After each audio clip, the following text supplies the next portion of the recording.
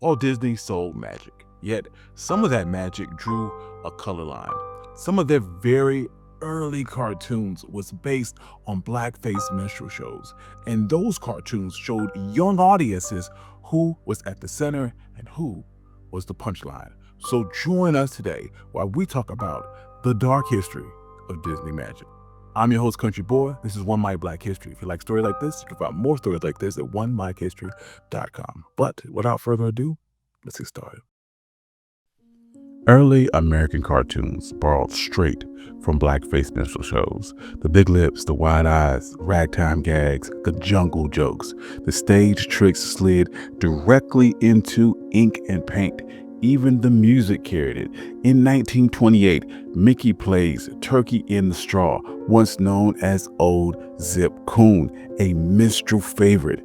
People laughed, but the laugh sat on an old wound. Through the early 30s, the same gag will repeat. A light character explodes, tar falls, or they land in a mud puddle and they turn up dark. In 1933, Mickey's melodrama puts it right on the nose. Mickey and friends stage Uncle Tom's Cabin, and Mickey blackens his face with the firecracker to get ready. And this continued with other cartoons. In Fantasia, a black centronet served white centaurs. That was cut out in later releases. In Dumbo, the crows speak in minstrel code. In Peter Pan, a song asks, "What made the red man red?" Piece by piece, the screen taught who was central and who was invisible or comic relief. Then came the Song of the South in 1946. It was part live action, part animation. It set a soft story of Reconstruction, but it played like a dream of an old Southern plantation. Cheerful workers, limited problems, no beatings, and no chains. The NAACP warned the studio before the release that the film glorifies a past and carries dangerous stereotypes. The American Council on Race Relations raised red flags. Even the Hayes office urged Disney to consult responsible Negro authorities. Black leaders spoke out. Walter White of the NAACP pressed filmmakers to bring in qualified reviewers to catch false images. Ebony ran a full-page critique calling the movie lily white propaganda that pushed Uncle Tomism. Disney would then hire Clarence Muse as a consultant, but he quit when his suggestions for dignity were ignored. He then warned the black public. Screenwriter Morris Ralph tried to add spine to the script with lines like Uncle Remus saying, "I am a free man," but left when the direction backslid. There were protests in cities like New York, LA, San Francisco, and Boston. Signs read, "We want films on democracy, not slavery, and don't prejudice children's minds." Segregation even kept the black cast from the Atlanta premiere. Major reviewers called it a travesty of the Old South, and for decades, Disney kept the film off U.S. home video. And today, it's still not on any streaming service. The debate never really stopped, and that debate mattered. It forced Disney to hear what we were saying and rethink films like Song of the South. All of this brought us to the opening of Disneyland in 1955. It opened with the promise to all who come to this happy place. Walt said that this was not just pony rides. He wanted kids to learn something about their heritage.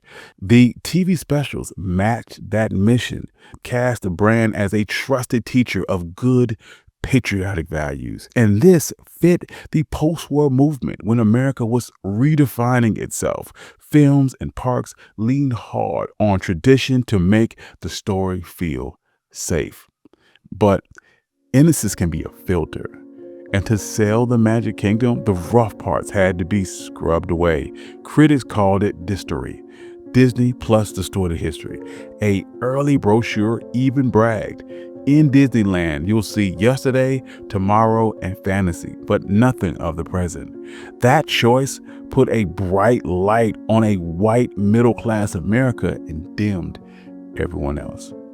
black faces were slow to appear, and when they did, they rarely spoke. Main Street USA and Frontierland let the company frame heritage on its own terms. Years later, Epcot, the American adventure, spanned 4 centuries and only had a handful of black figures. The message was clear. The nation's story moved forward without black folks at the center. And there was politics behind Disney's polish. Public records showed that Walt kept friendly relations with the FBI. The Bureau got access to the studio and at times input on how agents appeared on screen. And Disney's trademark innocence helped sell America's patriotic image. Yet, inside the studio, there were some firsts. Animator Floyd Norman worked on features in the late 50s and early 60s. He's often named as Disney's first black animator. He says Walt treated everybody equal, and that matters. But the first isn't a fix, and on-screen patterns were slow to move. In the early 90s, protesters pushed for change to ugly lyrics in Aladdin, and Dumbo's crows and Peter Pan stereotypes continue to remain sore points. In the 2000s, pressure continued to mount. Scholars mapped history, and fans and parents spoke up. The company responded in steps. In 2009, Tiana became the first black animated princess in The Princess and the Frog. It was a milestone with debate. Why did Tiana spend so much time as a frog? And why did early designs echo old black stereotypes? Even so, later films like Moana and Soul push broader casts and questions, yet progress and critique continued to live side by side. In 2020, Disney added content advisories to older films on its platform. These works include negative depictions and mistreatment. The stereotypes were wrong then and they're wrong now, but the film stayed up to continue to spark conversation. The park shifted too. Rides once themed to the Song of the South were rethemed to Tiana's World, and Zippity Doo-Dah tied to that film has been pulled from the park's music loops. These choices don't rewrite the past, but they aim for a better future. So why did all of this happen? Well, that's heavy and simple. Minstrel was America's big stage form in the late 1800s, early 1900s. Its rhythm, the pictures soaked into vaudeville, sheet music, early recordings, and then animation. The industry didn't invent that river, it just swam in it. And a leader like Disney helped set the water level. For black audiences, the screen taught you were the joke, the servant, the unseen.